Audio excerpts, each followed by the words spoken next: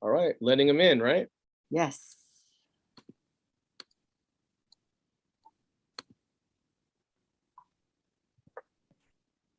Okay, everyone. Good morning. Oh, good afternoon. What am I thinking? Good afternoon. How's everyone?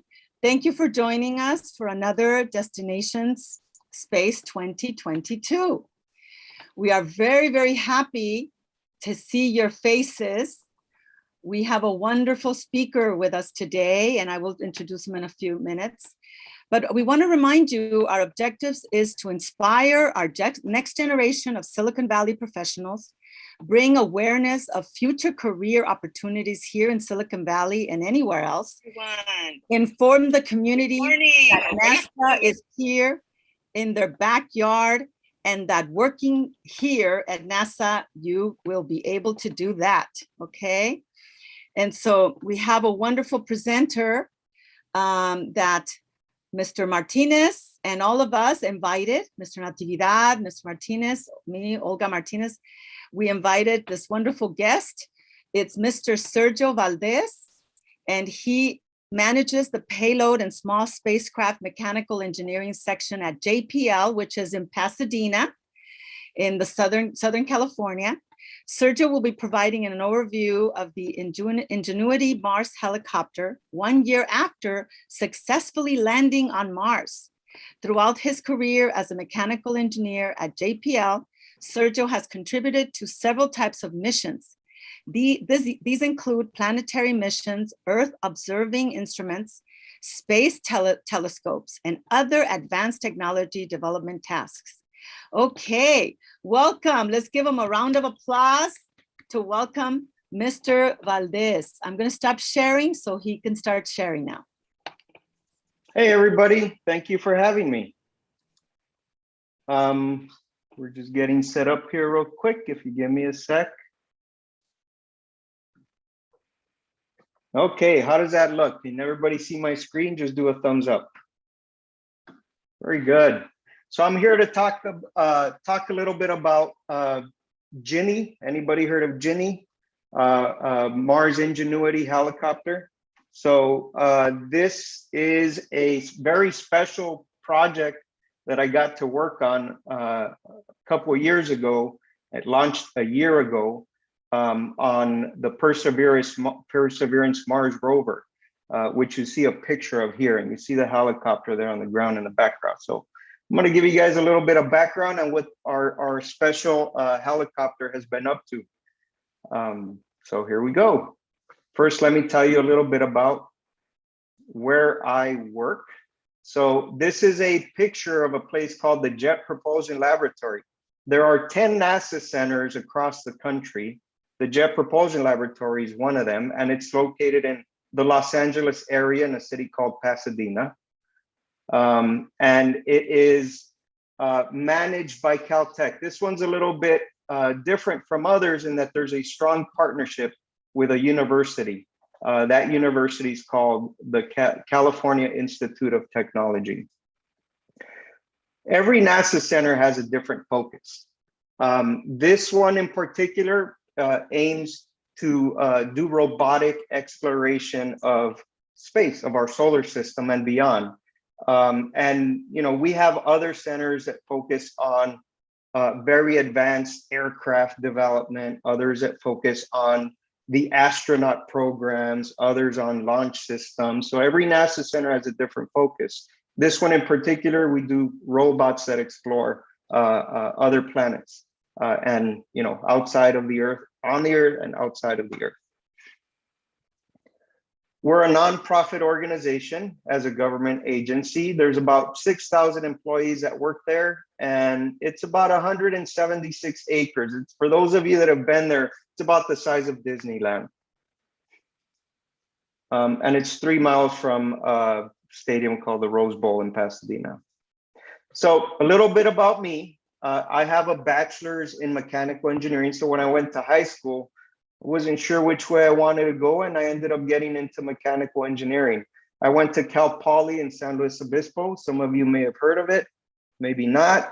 Then once I started working, I went and got a master's in mechanical engineering. I'll tell you guys a little secret. Sometimes when you start working for a company as a professional, they'll pay for your schooling. So I took advantage of that, and they paid for 2 masters that I have. One is a master's in mechanical engineering, and the second one is in business administration. So I was able to get 2 degrees going while I was working and then going to school part-time. When I was in high school, I went to high school in Los Angeles. That's where I grew up. I grew up in a smaller town called East LA. And I had a math teacher in high school that happened to be a very famous person. He developed a lot of fame as a teacher. And his name was Mr. Jaime Escalante. And I should highlight his name on this chart. I don't say it here, but it's Jaime Escalante. For those of you that never heard of him, they actually made a movie about him, about his work. And it's a very special movie for me because it tells a story about the area where I grew up and some of the experiences that were similar to me. But I joined his classroom after the movie had just come out. So I'm not in the movie, but he was my teacher right after that movie came out. So yeah, he was a great mentor for me as I was going through high school and figuring out what I wanted to do with my life. So wanted to share that. And this is actually a picture of me inside his classroom back in the day. So that's me right there, right smack in the middle with the blue-green hoodie sweatshirt next to the guy in red. Yeah, so that gives you a sense of how the classroom was back then. All right, now back to helicopter. This is what I'm here to talk to you about. So helicopter is a very special type of aircraft. There's a lot of unique qualities with it.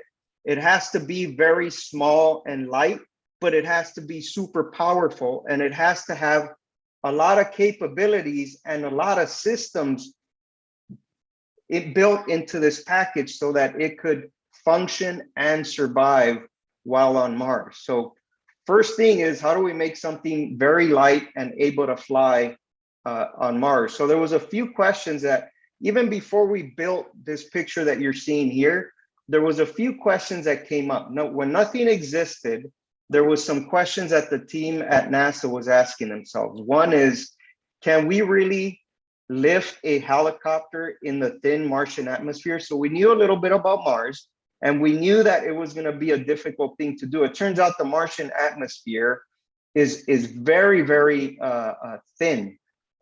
So it has the density of roughly 1% of the Earth's surface. What does that mean? It means that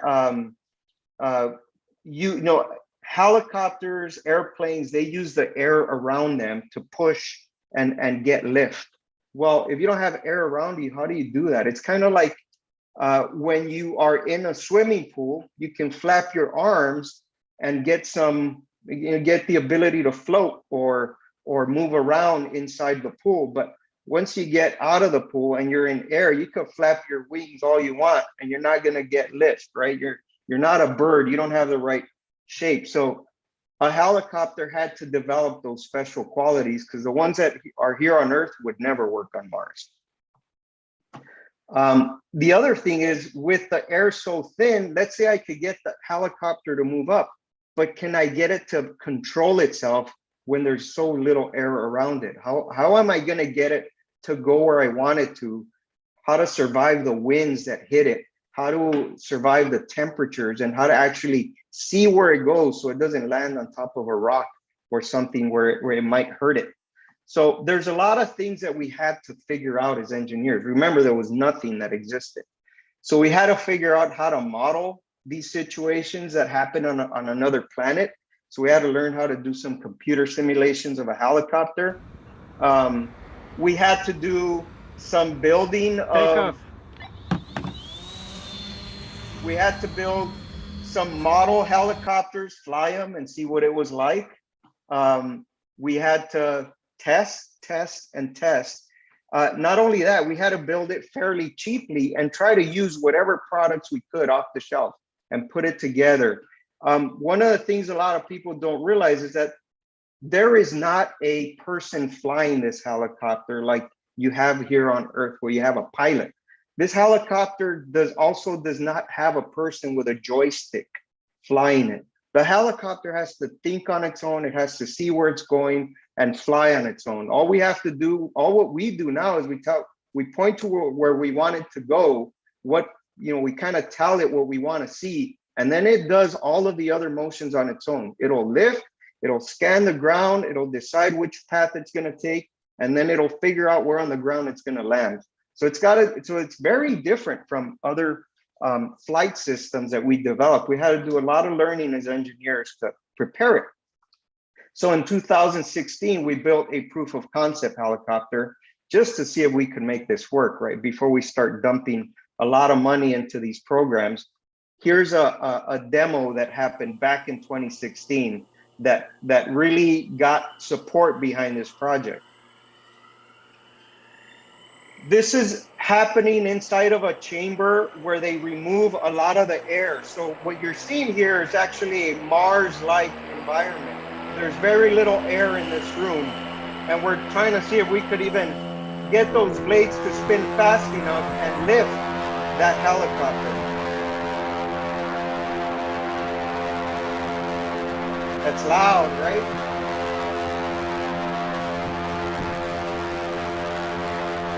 That cable that's powering the helicopter. Turns out we can't have that cable on Mars. So this is a practice run.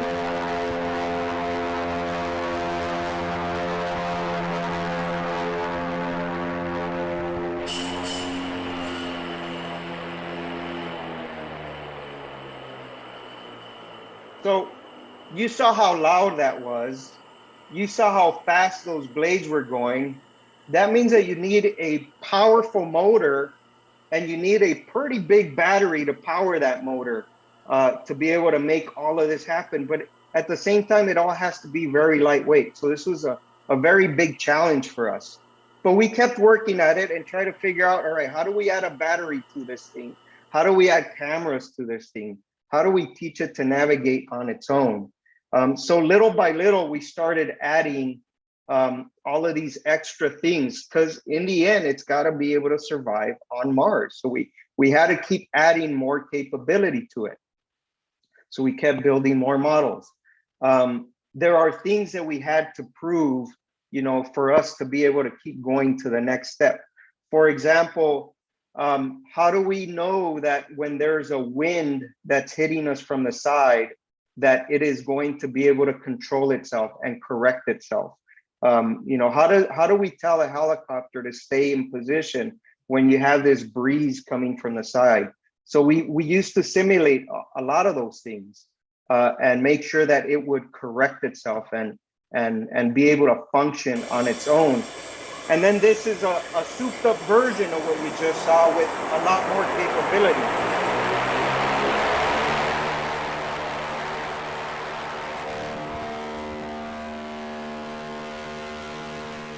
Now at this point, the helicopter's smart.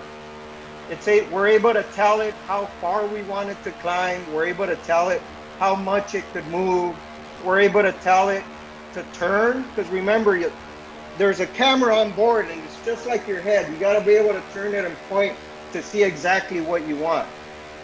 So there was a lot of development that got to, that it took to teach. It's not only building the parts, but programming the system to tell the helicopter to do what we wanted. Sorry, I'm lowering the volume a little bit just because it's loud. So after we built this very, very capable machine, and now we knew that we could give it the power, we could give it the brains, and give it all of the tools that it needed to get done. Well, guess what? There was still more to do. Why was there more to do? I'll give you some examples. It still had to launch from Earth into space. So it's not just the aircraft, it's got to be a spacecraft. It's got to survive the vibrations and the forces, the G-forces when you launch it. It's got to be super light, and it's got to survive the temperatures on Mars. It turns out on Mars, it gets super cold. It gets down to not minus 90 C. That's roughly minus 130 or minus 140 degrees Fahrenheit. That's colder. That's as cold as the coldest recorded temperature ever in Antarctica. That's how it gets regularly on Mars. And guess what? The helicopter has a lot of capabilities to help survive in that environment. For example, it has heaters. So when we charge the batteries, those heaters are powered by those batteries. It turns out most of the battery power is used to keep the helicopter warm. It's not used to fly. Most of it is used to keep that helicopter surviving on Mars and keep it warm. So, but what else did we have to worry about? Well, it's got to get to Mars. And the way it got to Mars is by attaching it to this rover. So how do we, now after we built that whole helicopter, guess what? It needs to fold up. And now this is what a helicopter looks like after it gets all folded up and attached to the belly of the rover. So it turns out it rides on underneath that rover in the belly. So once that rover is touching the planet on Mars, it's got to unfold the helicopter and then drop it on the ground, release it, and then get away from on top of the helicopter so that the helicopter's out in the open. So this will give you a short picture, a short view of the rover after it drops the helicopter, you know, what it looks like. And I'll show you a picture of how it happened in real life. So there it is, a helicopter unfolding, it gets dropped, and then the rover drove away. So the movie you just saw was a simulation, and now these are pictures of the real thing. So you got to ask yourself, who's taking these pictures? Let's go back to this clip. I'm sorry. Let's go back to this clip. And I want to point out that after the helicopter starts flying, there is no photographer that's standing off on the side. There is no person. Guess who's our photographer? It's this rover. When that helicopter flies, the rover has a camera and the rover's waiting. It's pointing and looking at that helicopter to see what it does. And that's the only way we know what the helicopter's doing when it's doing. So they're really a team effort working on Mars, which has been a very excellent partnership to get all that together. And then you can see how the helicopter takes its own pictures of the ground to see where it's going to land. This is the first flight of the helicopter on Mars. So what you just saw was a computer simulation, but now the rover on April 19th, 2021, the rover took a picture of the helicopter or took video of the first flight of this helicopter. And that's what you're seeing now. So you're going to see the blades start moving. They're starting to move. You're going to see that helicopter start going up in the air. There it goes. That's the first flight. Very exciting day. Everybody was cheering when this happened and we saw this video. And now it's doing a turn. It's looking around, taking video, and then it's going to come back straight down. So we had to make sure it was going to work. That was job number one, is can we make this helicopter fly on Mars? And there it goes back down. So here's video of the helicopter itself, you know, taking pictures of the ground. So it was a success from our end. It exceeded performance. It behaved just like we thought with the simulation models. There's been issues, right? Like on flight number 6, there was a small software issue that we had to fix, but we got it working again. And it turns out it's at its 21st flight. So there's examples of problems that we've had. For example, on the 19th flight, we had a dust storm. But how does a dust storm affect the ability for the helicopter to fly? Well, one example is that how do you control it if you got these wind forces coming in from all directions. How do we make, when there's wind, it turns out the air density goes down, so we have to spin those blades even faster. When the solar panels get dusty, it takes longer to charge those batteries. And not only that, but the cameras get full of dust. So how can the helicopter see where it goes? So as you could see, there's a lot of challenges still that we're trying to figure out how to make it easier for future helicopters to be able to survive and succeed on Mars. As of now, we've had 21 flights. It's traveled about 4 kilometers and about 35 minutes of flight time. In fact, the total distance flown has been about a little bit less than 3 miles. It's approaching 3 miles now. The highest it's ever flown, these are records that it's broken, is 12 meters, which is roughly 2 of the biggest giraffes stacked on top of each other. Its speed is roughly as fast as a marathon runner. And its total flight time has been about 40 minutes, which is a lot more than we ever thought. See, originally we wanted it to survive for 30 days on Mars. It's already survived 380 days on Mars. At first, we only wanted it to fly 5 times. It's already flown 21 times. So we're very excited. This has been behaving a lot better than we ever expected. But so there's just a few things that you should know about helicopter. It was a first test power flight on another planet. First time we ever fly something like that on another planet. It's built to be light and strong to be able to go along with the rover. It weighs less than 4 pounds, which is very, very light. It's powerful enough to lift off in a very thin Martian atmosphere.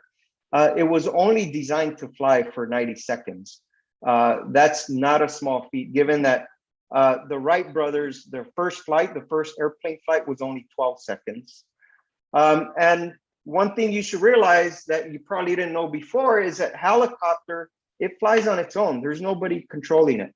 So I hope this is all helpful for you. Now, real quick, Perseverance, that rover that's on the side, guess what it's done too? It's done a lot of things on Mars. It's taken a lot of photos. It's produced oxygen with this instrument called MOXIE. So it takes in Martian atmosphere and it expels oxygen so that we can make oxygen for people in the future. We wanted to try that out. It collected samples of the ground of drilling rocks and collecting various types of samples. It's confirmed that there was water on Mars. And it's also discovered organic molecules. It means that maybe there was life on Mars at some point, but we have a special instrument that's identifying these types of chemicals on Mars. So we're trying to learn a little bit more, and that's why we need to bring samples back to Earth so that we can study this a bit more. So I'm not sure how I'm doing with time, but I want to thank you all for listening today, and I'll open it up if anybody has questions they want to ask. Yes, thank you so much, Mr. Valdez. Appreciate your presentation. Okay, so let's unshare Mr. Valdez so I can help with the rest of the. Very good. Thank you. Okay, now. Wonderful. We have a lot of questions. So let's start with Isaraya. Let me know how to pronounce your name. Go ahead and ask Isaraya. Okay. How do you use those drones in space or in those planets? So those drones are used in many ways. One is we had to figure out, as you know, the helicopter does not look like a drone. So we had to, when you fly a helicopter, you have to teach those rotors how to move, because when you go up and down, you have to spin faster, slower. But when you turn, it turns out one rotor's going a little bit faster than the other. And that's how you get the helicopter to turn. And then when you have to go sideways, it turns out those rotors, they tilt on you so that you could get all of the motion that you need in the air. So the drones helped us do all of that learning. So we would practice with drones first. Thank you. Okay, we see a lot of students asking, wanting to ask a question. So Gilberto, go ahead and unmute yourself.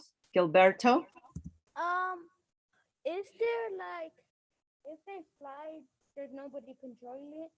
Actually, Oh, I'm sorry, can you repeat it?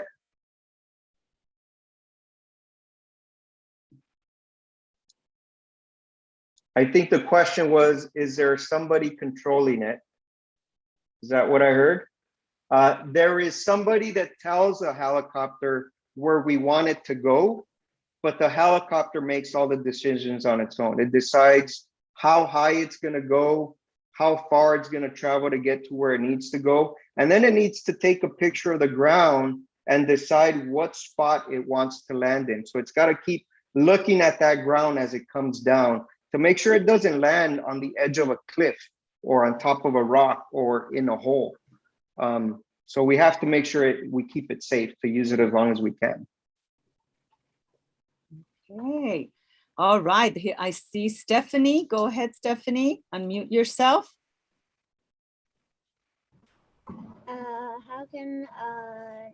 how can like dust not go inside the wires? Oh, that's a good question. It's very important for us to keep that helicopter super clean here on Earth, and then we seal it as best we can. And we have to seal it for a couple of reasons. One is what you just said, is to keep the dust out of the parts that are critical. And secondly, to make sure that the heat doesn't get out. So the computers, the cameras, the inside of the cameras are sealed, but then the outside of the helicopter, we can't really do anything about that. It's going to get full of dust. So when we test it here on Earth, we have to put it in a dusty environment and then see how much it can survive without that dust affecting things. But I'll tell you what, there's dust, there's wind that brings that dust, but there's also wind that comes by and cleans up that dust. So it's always a changing situation. Wow. Okay. Thank you. I see Sakahi. Sakahi, go ahead, unmute yourself. Ask your question. How many tries did it take to do your first flight? How many times did we try to do the first flight? I think there's been a few firsts on the helicopter. So when we say first flight, it was the first time it left the ground. But even before that, we had to rotate the propellers and make sure that it didn't get hurt on the trip. Because remember, it's not only a rough takeoff from Earth. When you're on a rocket, it shakes, there's G-forces. Then you travel through space where it's like extreme temperatures and it's cold. But then you have to land on Mars, and landing on Mars is no easy feat.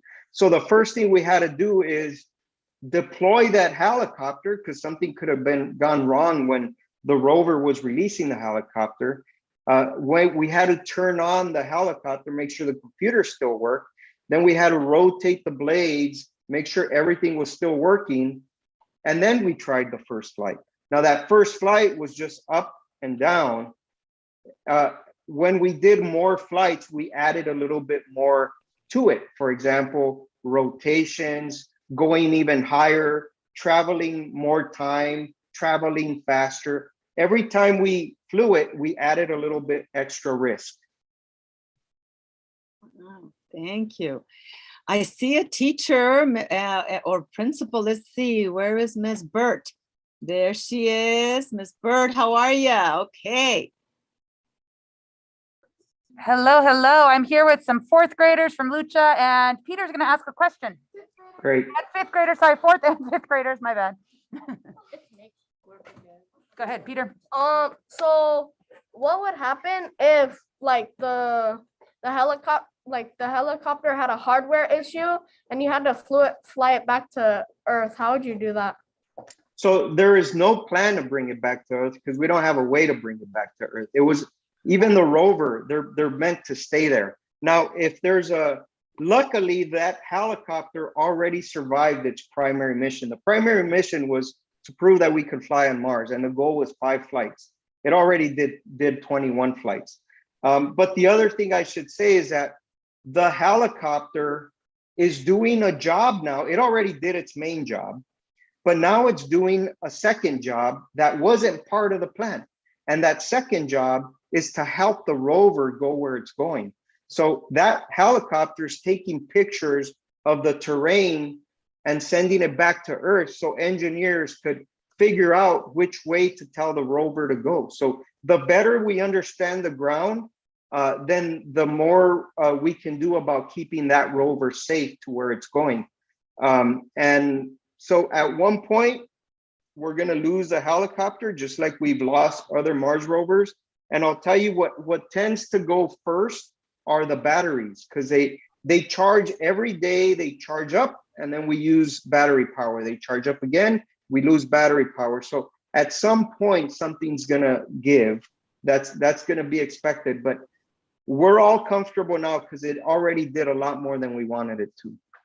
Good question. Thank you, Mr. Valdez. I have 2 teachers. We're going to pick 2 teachers. Miss Tay, patiently waiting. Miss Tay, go ahead. Tamarte.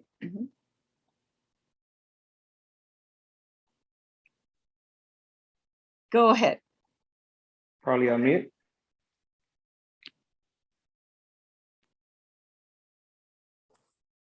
Okay. Oh, Mr. May, Hi, can you hear me now? Yes. Yes. Okay. Yes. How many years have you been working on this? Some of the early first test flights was in 2016. And we had some engineers involved on that team, but then they got, remember when that helicopter started and it was just drones, there wasn't a lot of money. So it was just like 3-4 people. Eventually that team grew to like 40 people once it became a real Mars mission. So a lot of people have been joining that team over time, but the helicopter itself started roughly in 2016 so that it could fly in 2020. So it was like a 4-year development. Okay, that's a really good question. Oh, thank you. Okay, thank you so much. Thank you. I see Ms. Bravo with Raul, the science guy. Go ahead, Ms. Bravo.